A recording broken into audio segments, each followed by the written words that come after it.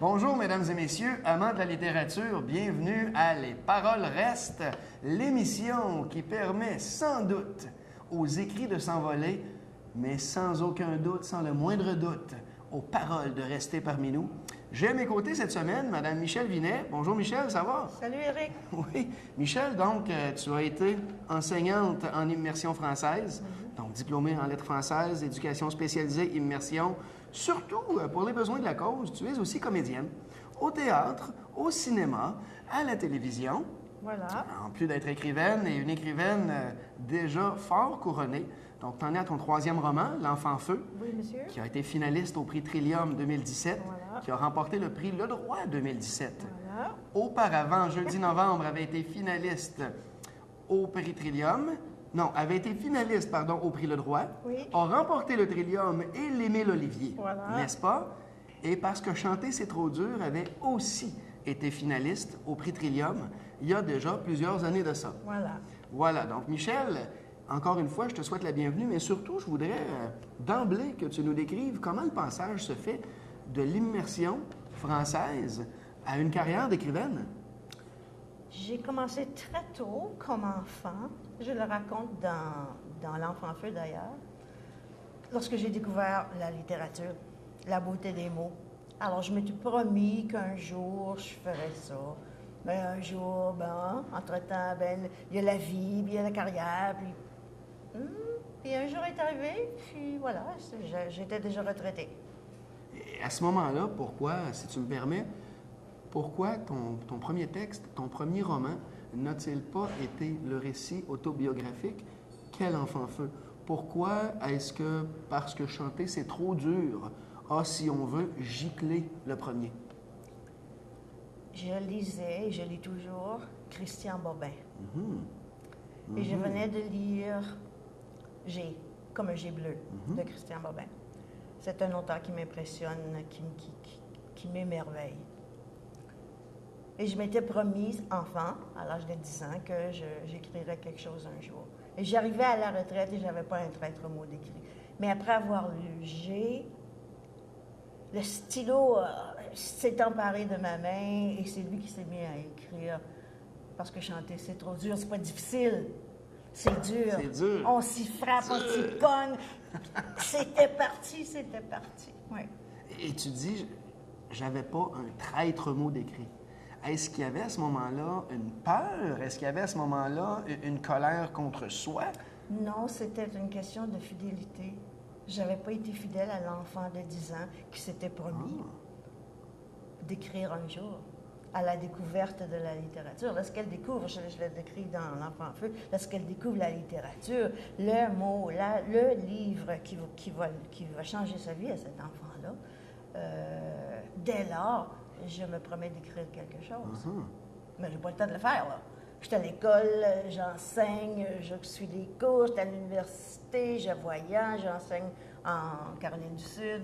Alors, non, c'est ça, il n'y avait pas un traître mot. Puis un jour, je me suis dit, il faut que tu tiennes ta promesse. Et puis après avoir lu G, ça giclait, j'ai tenu ma promesse.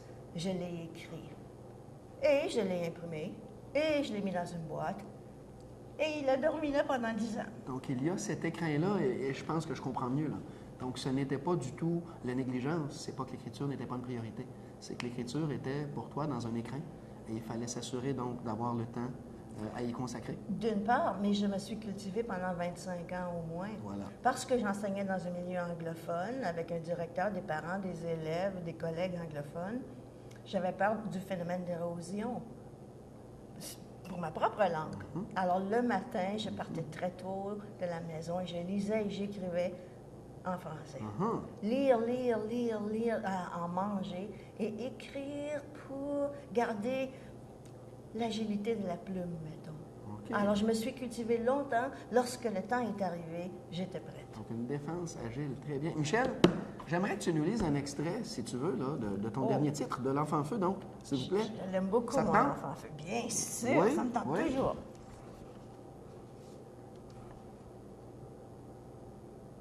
Brasier.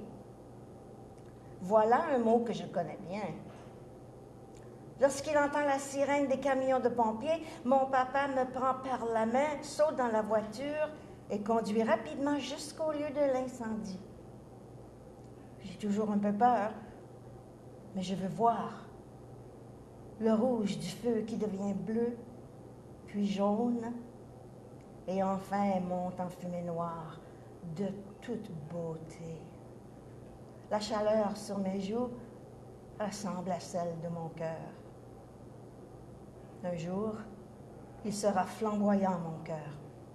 Il s'élèvera dans le ciel comme un ange aux ailes de cendre et d'argent. Il laissera un trou tout blanc dans ma poitrine. Écoute, Michel, ce trou tout blanc-là, je pense qu'on va quelque peu essayer de le restaurer, si tu permets, avec le prochain segment, Avec plaisir. le fond de tiroir. Je te décris le concept très rapidement, D'accord. c'est fort simple. Il y a 3 tiroirs, le tiroir de la tête, le tiroir des sens et le tiroir du cœur.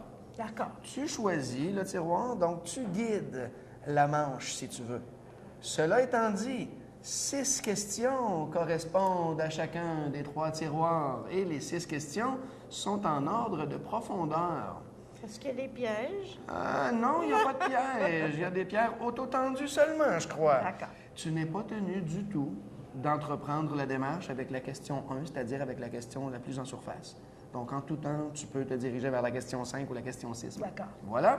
Oui. Donc, lequel des tiroirs pour commencer? On commence avec la tête, bien sûr. Le tiroir de la tête, quelle question? Ah, 6. Question 6. Si. Michel, quelle est la chose que l'on doit à jamais retenir à ton sujet?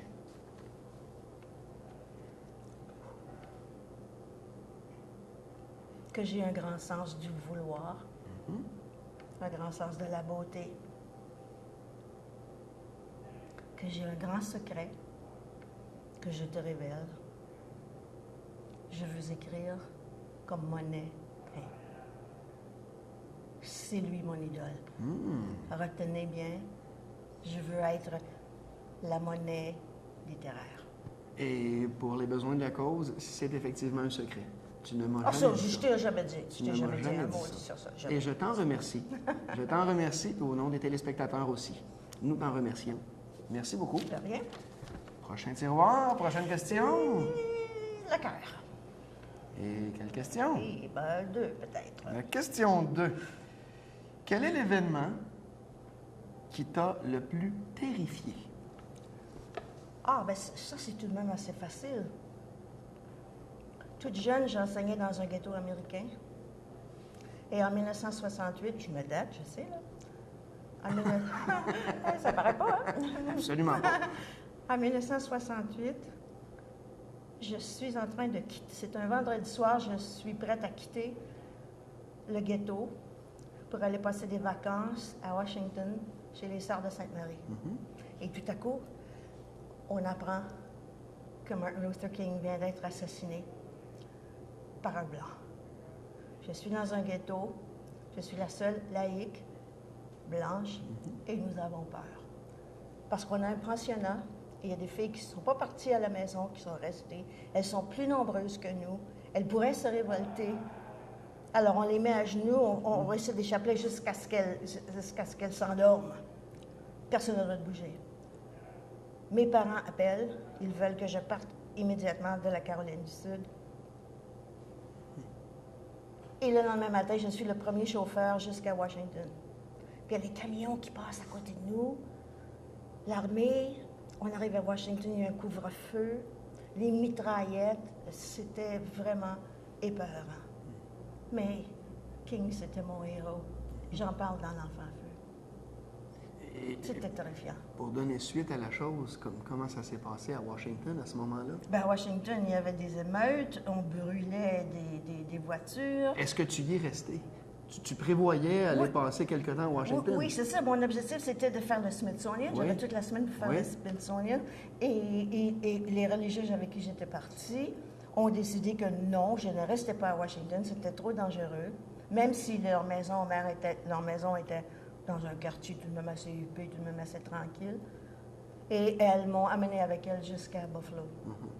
Alors là, j'ai menti un peu aux autorités américaines, puis j'ai pris l'autobus, puis je me suis venue voir mes parents. Mes parents ne savaient même pas que j'arrivais. Oui. Écoute, je pense C'était terrifiant. on n'aurait pas fait moins. OK? Oui, Merci. Prochain tiroir, prochaine question. oui, monsieur. L'essence. Le tiroir d'essence, c'est Bien quelle sûr. question? Oh, vas-y pour 6. 6, Oh, OK. j'ai peur. Tu dois compléter l'énoncé suivant, tout simplement. Peut-être nous l'expliquer aussi, si le cœur t'en dit. Écrire, c'est comme... Tu vois ma réaction tout de suite. Écrire, c'est respirer pour moi. Parce qu'il y a des endroits dans la réalité où je ne peux plus respirer. C'est irrespirable. Et le stylo, le cahier me permettent de respirer enfin, d'être qui je peux être, que je ne peux pas être dans la réalité. Là, on est en 2017, là, on va établir ça. Là. Oui. Stylo, carnet, Stylo, carnet, Monsieur Charlebois. laptop, non? Je te donne un exemple. Oui, vas-y. Jeudi novembre, je ne fais pas de publicité, je l'écris chez Starbucks. OK? C'est sans pub. C'est ça. Sans pub. OK. Puis un matin, un très, très vieux monsieur, tout voûté, qui est arrivé avec sa petite fille. OK? Puis il s'est mis à manger un croissant, puis le croissant faisait des miettes. Alors il s'est mis à lécher son doigt, et lécher la table, et lécher son doigt. Et j'ai donné ce geste à jeudi novembre. Si j'avais pas été là, je l'aurais jamais vu, imaginé, pensé ce geste. Donc, j'ai besoin de m'entourer de la réalité, parce que devant un écran, là, m'a donné une affaire. Devant un écran, c'est zéro inspiration, zéro. Je vois des gestes, j'entends une parole, je reconnais un mouvement que je vais donner à mes personnages. Et en parlant de gestes et de mouvements, j'ose présumer que le geste même d'écrire avec stylo, est-ce qu'il y a une catharsis à ça? Est-ce qu'il y a donc une expulsion pour toi? Ça me permet de respirer à fond qui je veux être, qui j'aimerais devenir. Ça me permet d'aller beaucoup plus loin que ma réalité. C'est comme un objectif. L'objectif, pour moi, c'est d'aller au-delà de la réalité, aller voir ce qui se passe là-bas, puis je vais revenir, puis je vais t'en parler. OK. C'est ça, mon job OK. d'écrivain. Absolument. C'est ça, témoigner de ce qu'il y a de l'autre côté de la réalité. Très beau. C'est un peu comme ça que j'aime. Très beau. Très beau. Tiroir. Eh bien, lequel on n'a pas fait encore? Oh, on a fait les trois. On a fait les trois? Oui. Il faut en faire un autre? Ben oui. Pas le cœur. Tiroir du cœur, OK. Oui. Quelle question? Je te laisse choisir, mettons. Oh, que c'est beau. J'hésite entre deux. La question 5, tiens. Quelle est ta conception de l'amitié? Comment vivre sans amitié? Un, c'est un cadeau, mais c'est un cadeau qu'il faut rendre. Pour devenir un ami, il faut être un ami. Je crois que ma plus grande qualité, je mets des défauts, là, mais ma plus grande qualité, c'est la fidélité. Je suis fidèle à tous ceux que j'aime, qu'ils soient des écrivains, pas des écrivains, des chanteurs, des danseurs, n'importe. Ils n'ont pas besoin d'être comme moi pour que je les aime. Au contraire, je vais aller puiser chez les gens que je connais. Ce qui en eux me nourrit, me satisfait, bien sûr. Mais ma conception de l'amitié, c'est un partage. C'est un cadeau que la vie nous offre et il faut la cultiver. Et très rapidement, puis j'espère qu'on y reviendra dans le cadre du prochain segment, retiens la question du moins. D'accord. Est-il déjà arrivé que l'amitié soit une entrave à l'écriture, à la respiration? Non, Mais jamais. non, Non, jamais? non, Jamais? jamais. Non, si t'es mon ami, tu le sais que si je te dis bye-bye, il faut que j'aille chez Starbucks, prendre mon petit café. Oui. C'est parce que Je j'ai suis pas quelque invité. chose à écrire. Je suis pas invité. Non, puis t'es pas blessé puisque tu me connais. Absolument Voilà. pas. Et qu'on se rend l'amitié. Voilà. Très bien. Bien, merci beaucoup, Michel. C'est déjà le temps de la pause. Donc, on revient après la À pause. tout à l'heure.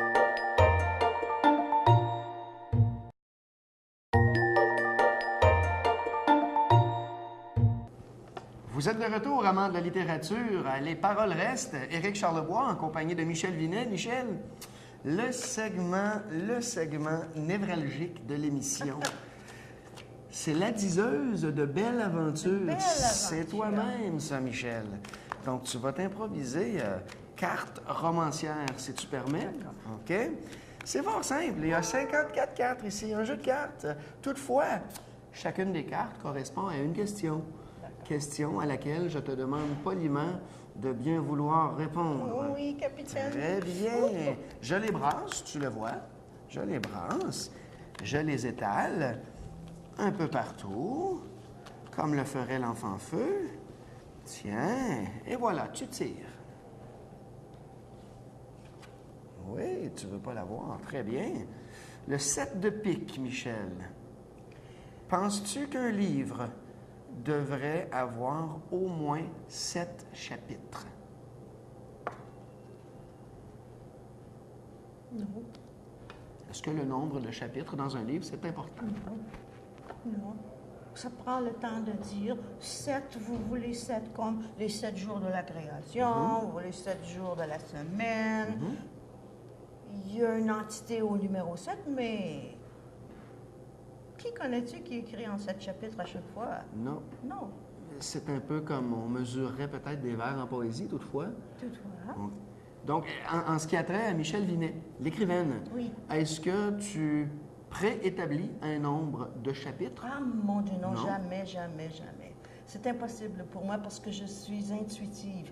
Il y a l'écrivain improvisateur et l'écrivain architecte. Je ne suis pas un architecte. Je ne bâtis pas une histoire et remplir les chapitres. Si je la savais, si je la connaissais, l'histoire, je ne l'écrirais pas. Ah, Je veux la découvrir. Alors, j'y vais page par page. C'est intuitif et j'écoute la page et je la laisse parler. Donc, si ça y prend 10 chapitres, ça y en prendra 10. très bien. Voilà. Michel Vinet, les feuilleuses. On apprend, on apprend. Vas-y, Michel. Une autre carte. Celle-là. Merci. Le 4 de carreau. Je pense que tu viens d'y répondre. Oh! La belle aventure fait son affaire. Es-tu plutôt inspiration ou plutôt méthodologie? Prochaine question, s'il vous plaît. Oui, on procède. J'ai déjà Oui. répondu. Tu tires? Ah non, il faut que ça vienne d'ici. Oui. Je peux te donner un exemple, là? Ben oui, OK. vas-y, En vas-y. tournage. Oui. Pour TFO. Oui. OK. Je m'en vais en direction de Hawkesbury. Oui. Et je sens une présence dans mon auto. Je crois pas aux fantômes, c'est pas ça. là. Chaque Je fois qu'on sens. arrive à Hawkesbury, je pense qu'on sent ça. Oui. Je sens une présence dans mon auto. Je vais me chercher un cahier. Je vais me chercher un beau verre de vin chez tu sais où. Et j'attends. Qu'est-ce que tu veux? Qui es-tu? C'est quoi ton nom? Qu'est-ce que tu as à me dire? Puis je suis là avec mon crayon puis mon cahier. Je sais pas quoi dire. Mais qu'est-ce que j'ai devant moi? J'ai une page blanche. J'ai un cahier. Alors, c'est quoi ma première phrase? C'est un cahier blanc. C'est un cahier blanc. Puis la minute que j'ai eu dit blanc, je savais où aller après. Parce qu'il y avait le cahier rouge, où il y avait trop de sang. Il y Oui. avait le cahier vert, où il y avait des feuilles qui étaient mortes d'avoir trop verdoyé. Tu vois un peu, là? C'est ça, absolument, c'est ça. absolument. C'est ça. J'ai répondu 2 fois. Absolument. Donc, inspiration, l'importance des sens. C'est ça. Vas-y, Michel. Merci. Le 3 de carreau. Oh! Michel, décris ta vie en un seul mot. Désir.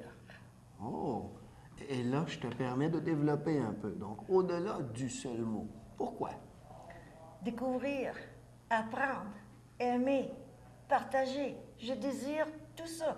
Écrire, enseigner, faire de la télé, faire du cinéma, faire de... Désir, désir, désir. Toujours cette ouverture, ce désir qui me pousse à créer. Tu es ému par le désir. Est-ce que c'est dire, ça, Michel, que la satisfaction est un tant soit peu impossible? Ah, ça, c'est tout à fait vrai, Eric, c'est tout à fait vrai. Parce que la minute qu'on a atteint un certain objectif, il faut aller plus loin la prochaine fois. Il faut, comme la chanson dit, un peu plus haut, un peu plus loin. Un peu plus Oui, c'est loin. ça. Les échelons. Très bien. Hey, Michel, tu te défends très, très bien. Merci. Une vraie diseuse. Vas-y, Mais vas-y, les vas-y. cartes, Tu les tires. cartes, tiens. Oh, on va aller oh. on va loin, T'es loin, loin, pas loin. gêné. Le 6 de pique. Préfères-tu le pic, la pelle ou le seau? La chaudière, comme on dirait. Ah, ben, j'irais... Un va pas sans l'autre. Je réponds peut-être pas à ta question. Non, tu réponds pas du tout à la question. Bon, ben c'est ça. Parce que j'ai besoin de la pelle puis du pic pour remplir le seau. OK. Tu vois? Bon, OK. alors, quand le seau est plein, là, je suis heureuse. Alors, allons pour le seau. Allons pour le seau. Allons OK. pour le On seau. remplir le seau Remplir le seau. pour vouloir en remplir un autre, le désir. N'oublions Voilà. pas ça. Pour voir, qu'est-ce qui se cache dans ce seau que je peux offrir à mes lecteurs. Très bien, très bien. Et n'essaye pas de contourner la question. Vas-y, tu tires. Merci. Le 6 de cœur. Oh, Quel est ton patois préféré, mais surtout, est-ce que tu l'emploies dans des circonstances de joie ou plutôt dans des circonstances de colère ou de tristesse?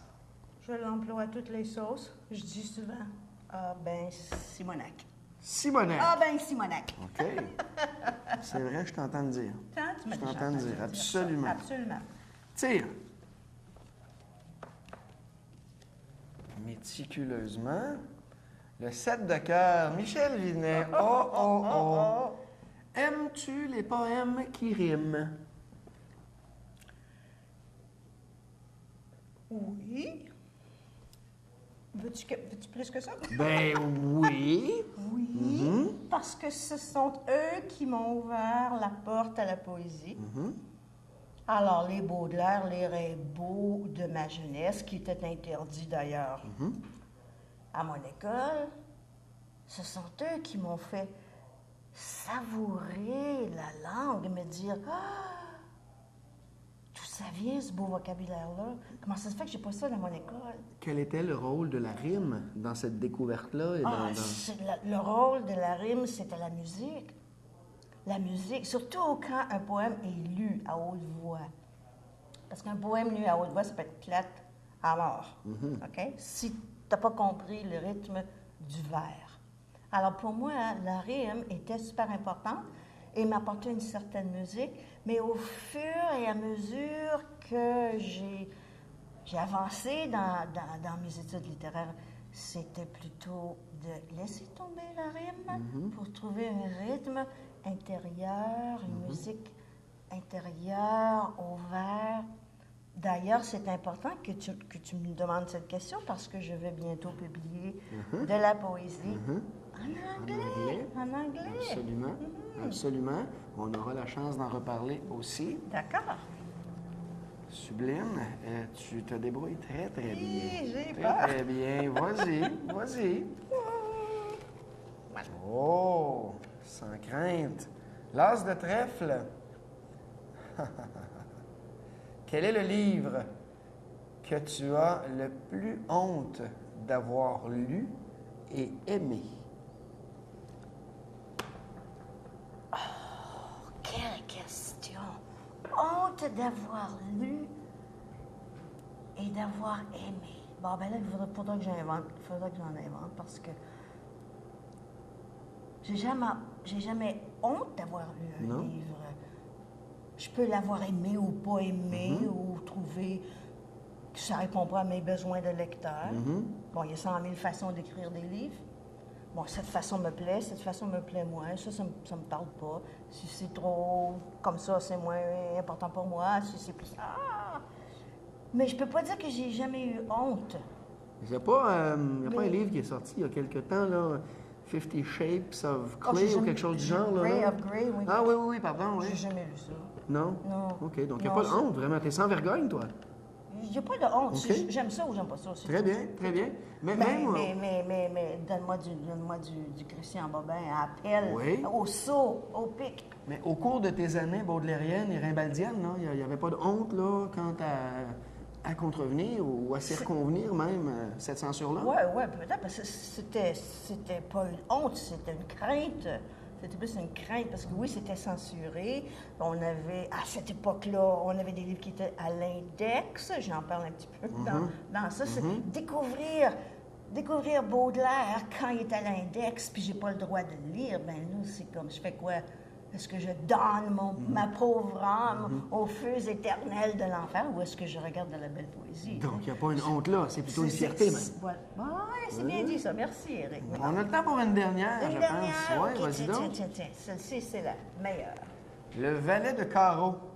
En un mot, quel est ou qui est ton valet de carreau?